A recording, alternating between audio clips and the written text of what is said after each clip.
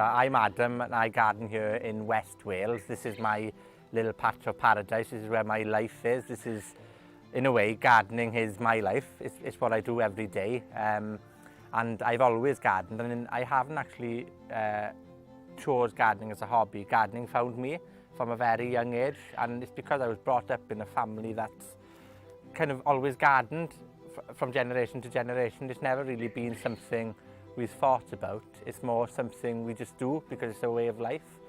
It's my hobby, it's my delight, it's my lifestyle, it's everything I do.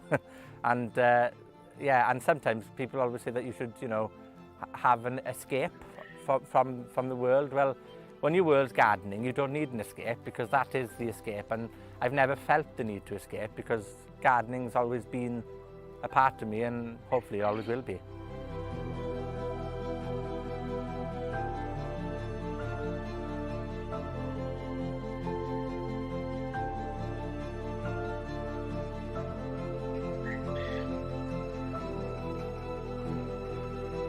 Well, when I moved to this property about 5 years ago now, I think, this garden was completely unusable, wild.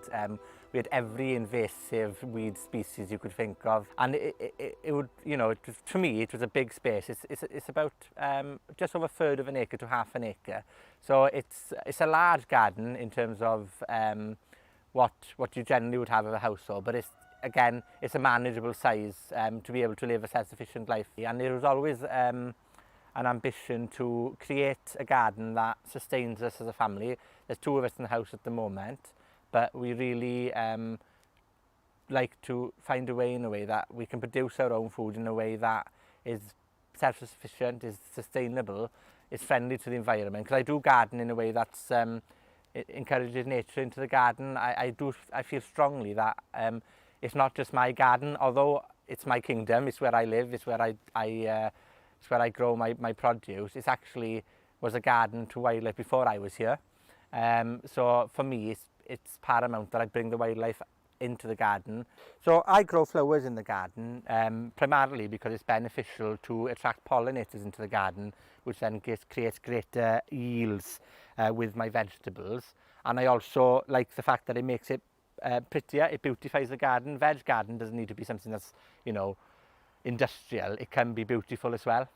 Before I moved here, I gardened in a very traditional way, because like I said, you know, gardening has always been something that's part of me, and I've been taught through experience from my family members who've just gardened over generations. And when I had my own garden, I could reverse all that and think, well, what's the best way of growing things in the space that I've got? And I learnt, you know, some of the principles surrounding permaculture and not disrupting structures that are already in the garden, the soil structure. So following the no-dig method is something we've done since the outset from establishing this garden, and raised beds as well, in terms of being able to, you know, not manipulate as such, but control the soil conditions, because in West Wales, we're renowned for a lot of wet weather and rain. And where I live is Gardeners'World, and Gardeners'World translates into English as the green bog. So the land around this garden is marshy grassland, rose pasture.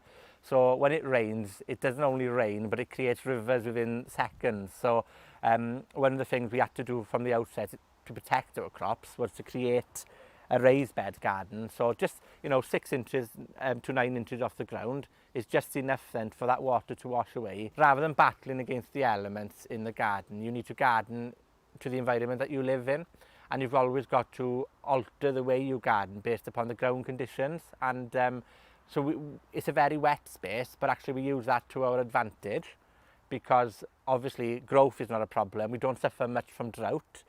In this bed here, I'm growing Russian kale, but as you can see, I'm mulching it with a layer of wool fleece. Now, this is a byproduct from packaging that's used to insulate, and the reason I'm doing it is because it's a weed suppressant, obviously because the light can't reach the soil to germinate the weed seeds, but it retains moisture because you get less evaporation during the sun's heat.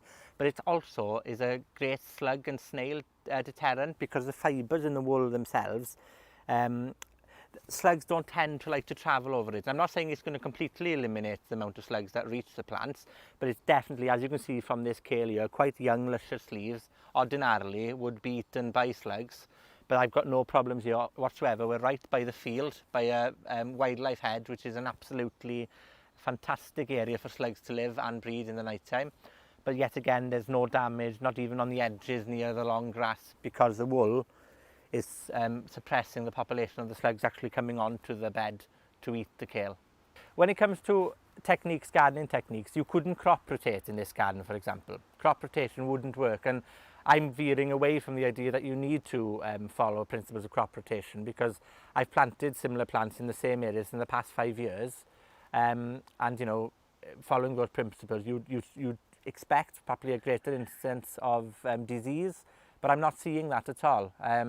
And when you've got a confined, I say confined space, it's a large garden, but when you've got confined conditions to garden in, crop rotation it's not viable. So for us, for example, because we do have shade in the garden, I've got to grow currants or rhubarb or shade-loving plants in those areas continuously. I can't alternate my salad beds because that's where they grow best. And you know, even though it's a large garden, I grow a lot of my veg in containers as well. So potatoes, for example, carrots, they're always grown in containers in 30-litre buckets. When it comes to growing potatoes, growing Sapo Mira is one of the best varieties I've found in the garden, because you can grow them throughout the year. Now, for example, here I've got some young Sapo Miras that I planted a fortnight ago after harvesting some new potatoes. Yet these will be ready to harvest any time from late September onwards, and the beauty of them is that they're blight resistant. So these are planted traditionally, you know, when you plant your main crop of potatoes, early April, end of March, and so these will be ready to harvest any time from August onwards. But the beauty of them is because they're blight resistant, you don't have to worry about rushing to get them out of the soil. You can leave these in these buckets or in the soil if you're growing them in the ground throughout the winter, and they don't damage at all from blight. Obviously, if it's a wetter than average winter, you may suffer a bit of rot or slug damage in the soil, but essentially they're a crop of potatoes that store so well in the ground. And with the buckets, what I will do, I'll cut away the foliage here, and I'll just pop it in the corner of the shed then in a dry space, and I leave it, and then when I want my potatoes, I'll just go in and harvest them. And it's as simple as that. There's no stress to it. It's easy. The potatoes are tasty, and you have a large, prolific crop for such a small area of space. You know, I'll have easily 3 or 4 feeds of potatoes from one bucket like this. So that's 3 or 4 weeks worth of Sunday lunch when you think of it like that, you know, and that for me, when you work out the calendar of the winter, 16 weeks, 4 months maybe, you've got loads of crops then to help you through the winter. I've never actually been someone who gets disappointed that something hasn't grown. I just think, well, why hasn't it grown? And I find that a new challenge, and I get excited about trying to combat that challenge.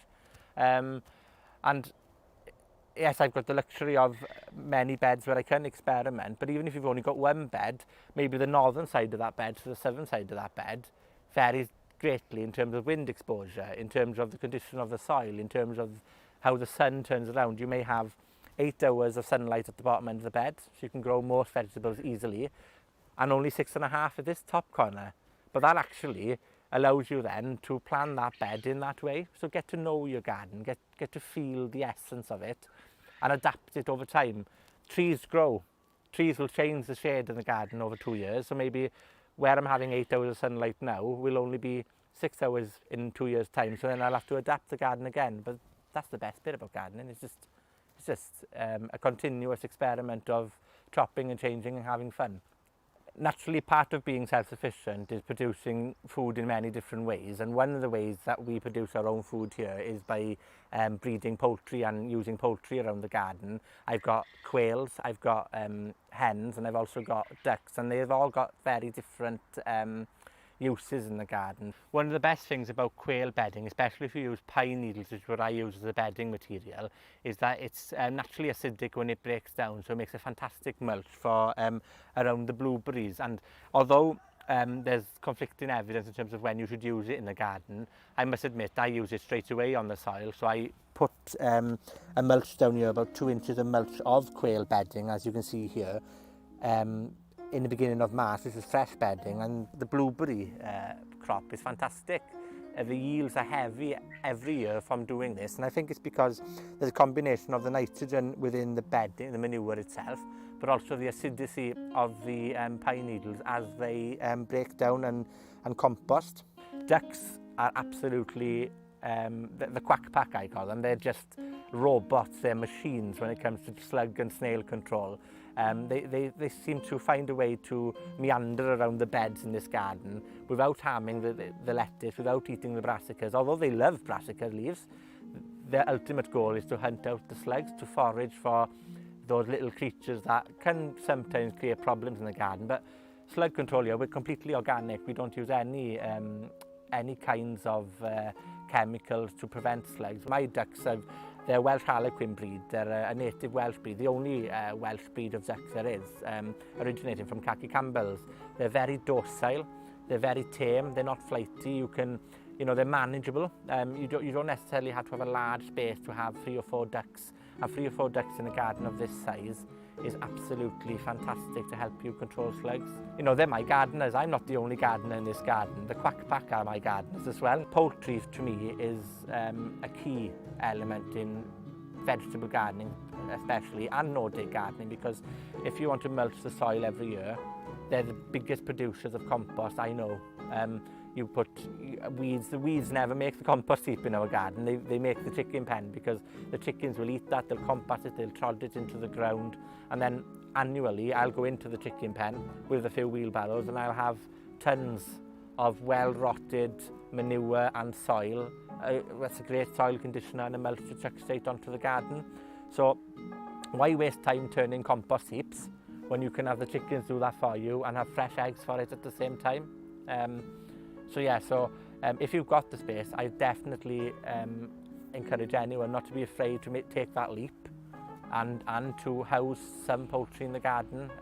Small spaces, quails, larger spaces, hens and ducks. The biggest influence in my life when it comes to gardening was my grandfather.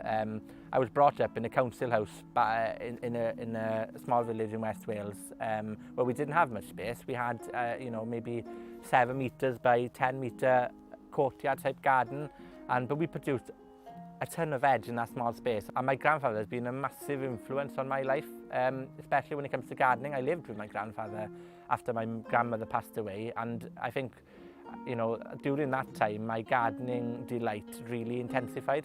Gardening for me is an international language. Now, my first language is Welsh.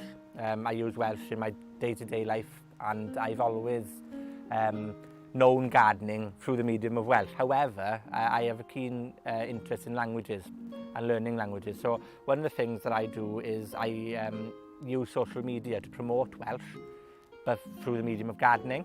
For example, at the moment, I have 7,000 followers on Instagram, but I only use Welsh as the language of the post on Instagram. Now, I use hashtags in many languages as a medium of pulling traffic to the posts. The beauty of Instagram is that it's got a translation facility, so it doesn't matter where you are in the world, you can link into that message, and sometimes the translation can be questionable, but you can, like for example, I follow a lot of Spanish, French, Italian accounts. I speak German and Dutch, so I can link into those accounts, and I'd love it if you could find an opportunity just to pop over and say hello.